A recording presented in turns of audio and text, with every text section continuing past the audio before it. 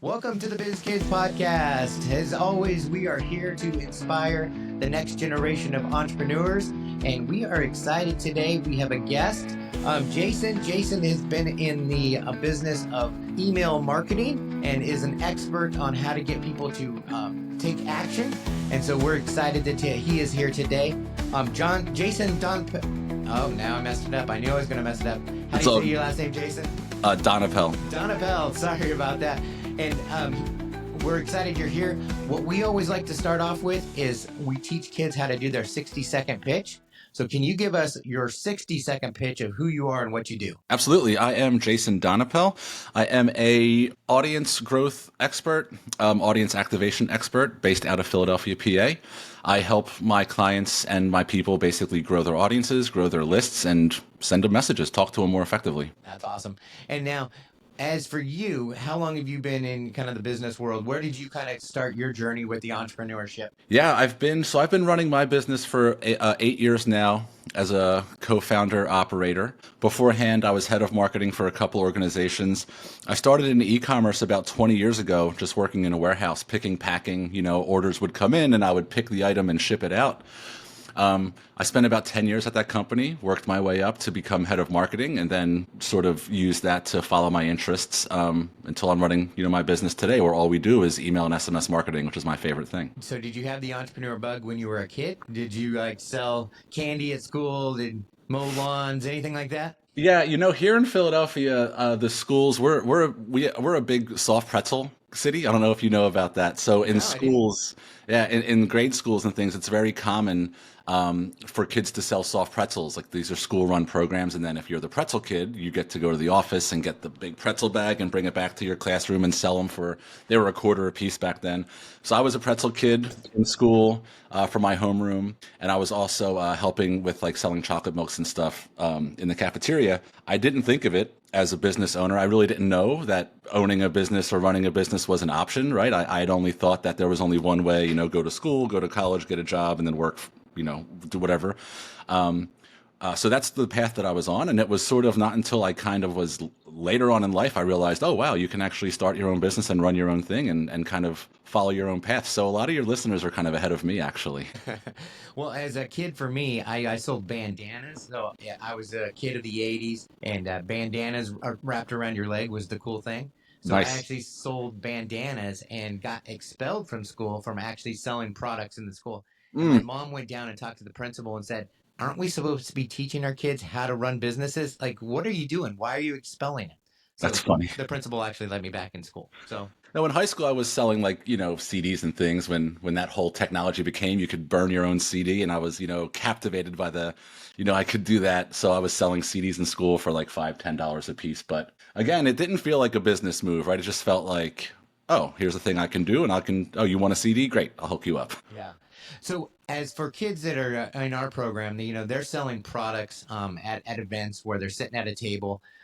They're really not building lists yet, but kind of thinking forward for these young entrepreneurs as they start to get into business and they actually start having an actual business where they want to start connecting with people. What are the skills you say they should start building? Should they start looking at building an email list? Should they start looking at how am I going to contact my customers after they buy a sell, or am I going to text message them? Where would you say they should start thinking forward on that? I think that's a really good question, and I think it's a really good place for a young entrepreneur to spend their time thinking about the full scope of what's going to happen with these customers after I meet them at a trade show or at a place where I did an exhibition or I was able to give my pitch. Because, what happens is that businesses aren't really successful by selling one product and then parting ways with their customer base, right? The ways that businesses are successful and allow their owners to sort of scale up and grow over time is by creating repeat customers and serving, selling to the same customers over and over again. So I would actually highly encourage anybody who is doing face-to-face meeting, building a network like at a trade show, able to pitch your product or have a booth. I would say that while selling the product is it's very, making that first dollar is a monumental moment, and it kind of shows you that you're on the right track. But I think that early on, growing your list and growing your audience is probably more important than any of the dollars you're generating today. Because what it is it's setting you up for long-term growth and long-term dollars over a longer time when you don't have to take yourself to an exhibition or pay a fee to rent a booth, or it's not free to go meet these customers at these expos, and it might only happen once a year or twice a year. So creating a way that you can talk to these customers and these users who have shown interest in your product or your business the whole year round without having to spend get on a flight, get on a plane, go to an expo, just being able to send an email, send an SMS, is really where I would spend my time focused if I was a young entrepreneur. Because yeah, the people that you meet today, you might still be selling them products that you develop in your 20s. You never know. So, for somebody that's doing a show, and this could apply to those companies or businesses, mom and dads that are doing farmers markets, how would you tell them to like start growing their list? Is it just a matter of if they pay with a credit card, you try to get their email at that time, Mm. or how should they be looking at that from a standpoint of, hey, I'm selling a product at one of these events. How should they start? Well, so you are selling the product, but what you are really selling is the whole business, the whole ecosystem of what your business is. So that could be you, if it's a very like, hey, this is my business and I'm Jason and I'm running it. So look at me and pay attention to the things that are, about me and that. But it could also be if you're selling, Apple's selling iPhones, and what they're really selling you is Apple, right? Not just a one product. So I would honestly try to disconnect the list growth from the sale. I want people's emails and phone numbers and things, even if they're not ready to purchase with me today. Honestly, I probably want their numbers more because, having somebody come meet you the first time and then place an order or hand you money or hand you a credit card is a high ask, and not everybody's going to be ready to do that. Some people need more reasons to buy. Some people need more selling done to them. Those exhibitions are loud. There's a lot of noise. There's a lot of other booths and other things that are taking their attention elsewhere. So one of the first things I would look to do is come up with a unique way to get my list growth before a sale even happens, before we're even talking about a sale. And that could be any number of ways. That could be, a landing page that gets people to sign up for, a discount for the first purchase, which is sort of what everybody's doing in the space. But it could also be some sort of value connected to your business, right? If you're selling some sort of product that makes it easier to take care of pets or pet goods, or maybe you're selling homemade pet treats or all natural, dog biscuits, maybe the email address you're giving it in exchange for like a free dog training downloads, or free, how to, 10 ways to get your dog to walk next to you on the street, or, there's a lot of ways that you could present the things you're good at to your audience that's connected to the product you're selling. There's a lot of value in whatever space you're operating in. And having people say, hey, look, I'm an expert here. Give me your email address, give me your phone number, and I'm going to send you messages and text about this space we're in, and I'm going to give you value. I'm going to just tell you the things I know and help your life get better within the category I'm good at. That way, even if somebody's not ready to buy, you still have this way to communicate with them, and you're communicating about the products you're selling, right? And that allows you to form a stronger relationship over time. And when they are ready to buy, there you are. You're in their inbox, and you have, whether it's through your website or if you're on Amazon or eBay or whatever it is, you have these relationships and you can sell over and over and over again. So when these kids are getting ready for a show, some of them will get on social media and post like, "Hey, I'm going to be there. Come down and see me." Mm. But a lot of the social media audience is not in that direct area that we're having the actual show. Now, I've heard, and I'm not an expert at social media, but I hear if you put like links in your social media posts that are driving traffic away from that format, they kind of throttle down where that's being seen. What is kind of a tip or trick that you would say, hey, if you're going to try to drive that traffic to get people to get on your list? How do you do that in a social media post where it's not driving the traffic and your post is being blocked? Yeah, so that. I think what you brought up is the exact reason why I do what I do, because we have business owners and entrepreneurs that want to speak to their audience. I see somebody on Instagram with 100,000 followers, and I just think, man, I hope they built a list outside of Instagram, because the second Instagram changes the rules, they won't be able to talk to any of those 100,000 people again, right? Or Yeah. it's just not really up to you, right? I think of it as you're operating like in somebody else's mall, and you hope they don't change the rules. So there's some different tactics per, depending on what social media channel you're looking at. I know in Facebook, you can just put forms right in Facebook and have people opt in. Hey, you want to see me at my next show? Put your email here, and you'll be first in line. But I think your question really shows the exact reason why list growth is more important than social reach or even paid ads or anything. Because in that same scenario, if you had dedicated, some time to list growth, and instead of putting that post on Facebook or Instagram and saying, hey, I'm going to be at this expo center, come see me, and hoping that the algorithm shows it to the people you want to show it to, if you had them on your email list, you don't have to worry about any of that, right? You're sending them a message and you're saying, hey, you know me, I'm going to be at this expo center in 2 weeks. Come see me. And it's just a direct line to somebody's inbox. You don't have to worry about these channels getting in the way of it. So what I recommend every business owner I talk to, no matter what size their business is or how long they've been in business, is everything you're doing on social, everything you're doing on any website or space that doesn't belong to you, you need to find a way to push them to your websites. If it's a YouTube, it has to be your YouTube channel with a way that they can sign up for your lists, right? Social media look, it changes. They change the rules all the time. So we'll say, yes, as of this recording, like some of the platforms do push you down for links. Who knows in 6 months? That's the whole, that's the problem with those channels. They change. But even so, the goal needs to be getting people onto your list. So get them off of social media, get them onto your list, and that way you can talk to them more and more frequently.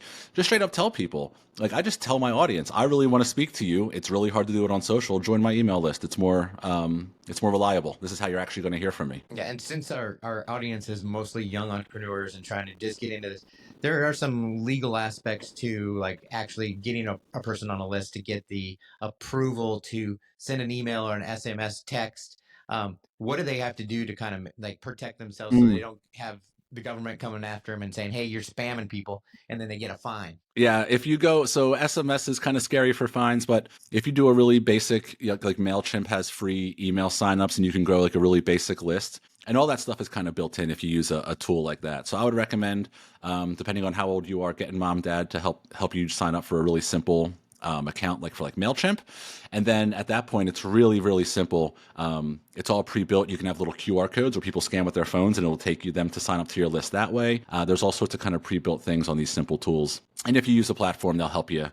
They'll help you not break the law and sign up illegally. But honestly, the types of signups that your audience is doing, it's really one-to-one, person-to-person. They're not going to get in trouble, right? You get in trouble when you start driving tens of thousands of ads to a site and getting people to sign up. When you're doing person-to-person transaction, you'll see the people will be happy to sign up and they'll be happy when you contact them. So if you're selling a product, now we've all signed up for lists and sometimes we get emails 3 or 4 times a day.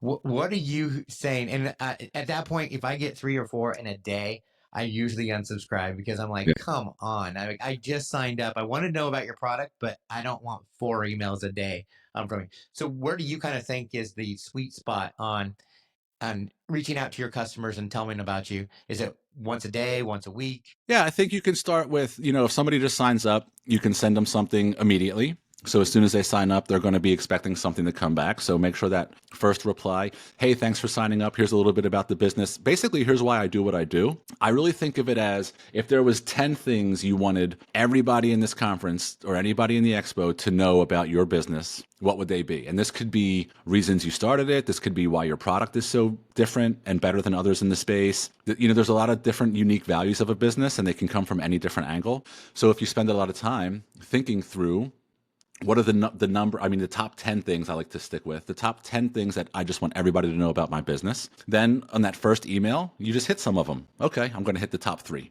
Just to make sure that they're in here. This is why I do what I do. This is why we started. And here's, my dog, the inspiration for the company. Anything, people want to buy from you. They don't want to buy from your logo or a company. Or they want to understand you and why you're doing what you're doing. Especially when you're a kid. Use that to your advantage. People love kids running businesses and you should use that to your advantage. I'm only 10 and look at me go. That absolutely will work. And then what you could do is plan a series over the next 7 to 10 days. You can send an email maybe every 24 to 48 hours. And you're just working through your syllabus, right through that list of 10. And by the time you get to the bottom of it, what you'll realize is that most people, a significant amount of people will go through and convert. They'll either click or they won't click, and you'll start learning which emails are working, which emails are not. And then we can start getting into the fun stuff of, okay, let's try a different version. This one didn't work so well. Let's try a new email. And then you can start to iterate and try to get better every single day. Now, I know this is your business and you know email marketing probably better than anybody out there. From an industry standard, is it still one of the most effective ways to market? Like, Oh, yeah. or are people like sick of emails Nope. and are not opening them? Nope, it's the number one way, right? If we talk about return on dollars in, you're going to get an average of $44 for every one you spend in email, and that's still untouched by any other channel. It just is what you might get $3 or $4 on a Facebook ad, and it's not helping. It's not helping you run the business. But email, think about the people who get your emails are people that signed up to get your emails. You're not invading anybody's space, right? And if they don't want them anymore, they can simply opt out. So it's a very two-way channel where both parties, I'm saying that I want to talk to you, you're saying you want to talk to me, and then the messages are sent. So email is still extremely, extremely effective as long as we treat the people on our list well and we understand that these are just people. They're not a list of leads or robots. It's not a list of bank accounts we want access to, right? It's a list of people that are looking to connect, and using email is the most cost-effective way to connect with them still. So entrepreneurship is always about finding a problem and finding a solution to fix a problem. So I'll make this a little more personable for what we're doing. So as an organization, for us as a nonprofit, we try to promote out to our families that, hey, we have an event coming up. And I'm seeing only about a 20, maybe a 25% open rate Mm, of all the emails that I'm sending out. And then at the event, I get all these parents coming up to me and they're mad and going, hey, why didn't you tell us that we're doing this? And I'm like, I sent the email. mm. So why or how can we get that open rate up even more? Is it just about how you're positioning it, or am I going into spam because I'm a new email, or what is it? Like, what's Yeah. causing the open rate? And I don't know, what is the average open rate when you send out a mass email? Yeah, it varies based on what your list is. It depends on what your list is made up of, right? So that's going to be the biggest impact. But 30-40%, you really want to be up higher. So I'll say after we're done recording, you should let me run some tests to see if you are in spam. But yeah, my first thought is, are we in spam? Because that spam is a necessary function of email, and we want it. By the way, without spam, email is unusable and nobody can contact anybody on it. So it's a good thing that it's there, and to follow the spam rules and make sure that you get your messages landing where they want to land is a big part of the game. It's, most of the time it's a combination of that spam. What's in the email? Is it just one big image? If so, Google's not going to like it and they're going to try to push it to spam. They like text. The robots can't read images, so they don't like images, right? They want text. So I generally would say, write emails from yourself if you're a founder, especially an audience like this where you are the founder of your business. Like, write emails from yourself, plain text, maybe one or two small images just to kind of lighten it up. Limit the number of links you have in there, 1 to 2 links. You don't want 50 hyperlinks going all over the place. Google doesn't like that. And then also only send to the people that told you that they want to hear from you. Don't go buying lists. Don't try to rent lists from anybody else. Don't, just stay in your lane. Do it the slow way. Get yourself 20, 30, 40 leads from every expo you go to. And over time, that's going to build and snowball into a really, really valuable list. I will say the thing about email, and when you're growing a brand new list from scratch, it feels like an uphill battle until suddenly you tip and you say, oh, my email list is just killing it. Like, it's just crushing it now. It's doing what I need it to do. So stay the course. Stay with your email. Eventually, it's an investment that will work for your business in the future. Well, obviously, like I said, your business. And so if we look at your entrepreneur journey, what has been something that you've had a huge success, and like, this is like, I'm so glad I went into being an entrepreneur and not working for somebody in a warehouse anymore. Yeah. What was it for you that kind of got you to walk away from the other job to say, hey, I'm going to do this? At a certain point, it just felt like I couldn't do anything else, right? I was doing the full-time job all day, and then I was working overnight on my business. So I was basically 7 a.m. until like 2 a.m. or something, going the full clock. And at a certain point, I just realized that I can't, I'm not, it was scarier to stay than it was to leave. And I think that sometimes I wish I would have jumped ship a little sooner, but I literally waited until I could not do both things any longer. And then I decided to go my own way and bet on myself. I think that I didn't have exposure to business ownership. So it was a very hard for me to take the leap. It wasn't part of I didn't know any business owners. It wasn't anything I saw growing up. It just wasn't part of my environment. So by the time I finally took the leap, it was like, I just have to, I had been working on it for so long, I couldn't not just do it anymore. It demanded all of my time. And then once I got into it, I realized the benefits of being able to, follow my instincts and my gut. If I felt like something was going to be valuable, I now had the freedom to explore it, learn it, bring it to my business, and then realize that, oh yes, this is valuable. And, being able to be like the person who finds that, learns it, brings it back, teaches other people in the business, and then watches it get, used for clients, and watching it get used and actually bring a positive impact to people around me. Like, that became such a feedback loop that I just became obsessed with. And now, yeah, it really is just like looking for opportunities. What can I learn next? What can I do next? It's all about learning and teaching, and then learning and then teaching in business ownership. It's a really an amazing thing. Well, and like you were saying that you didn't have anybody to kind of teach you about business. That's why we started this organization, because when I was a kid, I loved business, but both of my parents were educators, and they had no connections with business. They didn't have that entrepreneur mind. They had educator mind. Like, hey, you get a job, you stay with that job for Yep. 40 years, and then you retire. Yeah. And so that's why we try to open up this opportunity for kids to be able to hear from business owners and start learning that along the process. Because what a way to like open your mind on all these different things. I appreciate you taking the time to kind of talk to us about marketing and such. What advice would you give kids to get out there and try entrepreneurship and get out there and try a business? Yeah, I think the biggest thing is just, you don't really have to go into it. I would just recommend going in very optimistic. Just be optimistic about whatever you're going to try next, and really do it with everything you have. If you're going to start something new and you're going to try something new, there's really no point in going into it thinking what if, or maybe not, or what if. Just go in and assume whatever issues come up, I'll figure out as I go. They're gonna teach me how to be better in my next whatever is I try to do next.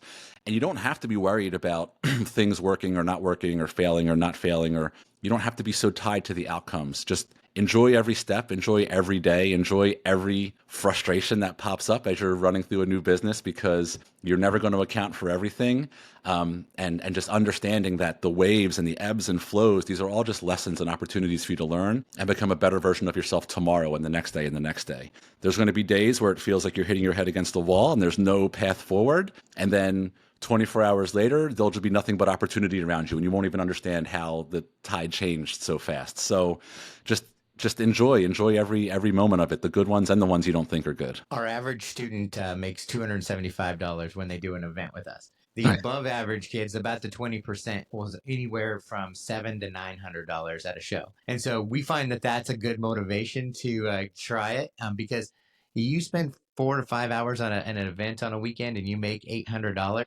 It's going to be hard to go get a job and work for $11 an hour or anything like that. Yeah. So that's our motivation. Well, I appreciate you taking the time, Jason, to be with us today. I'd love to have you back on the show, because I'm sure there's a ton of other things that we could talk about, from email marketing to SMS, and giving our kids some ideas of how to think forward on that. And we also have a lot of parents that they're here doing this with their kids, but they have businesses as well that are struggling to get those people to open those emails and stuff like that. So I will put all your details, links into our description of our show. How do people get a hold of you if they want to find out more about your business and how you can help them with their email marketing? Oh, so I'm on LinkedIn, Jason Donapel, and also jasondonapel.com. Those sites are just like information. There's blogs, there's articles, there's things you can read about the space, e-commerce, retention marketing. So it's a big education push. Awesome. Well, thank you for being here today. If you are interested in getting your kids involved with the Biz Kidz, you can find us at bizkidsusa.org, and we can get your kids connected with us, and you don't have to be in Southwest Florida to be a part of our group. We have training online where the kids can actually find out more skills about entrepreneurship, and they can start a business anywhere. So thanks for being here. Thanks again, Jason, and have a great day. We'll see you guys next time.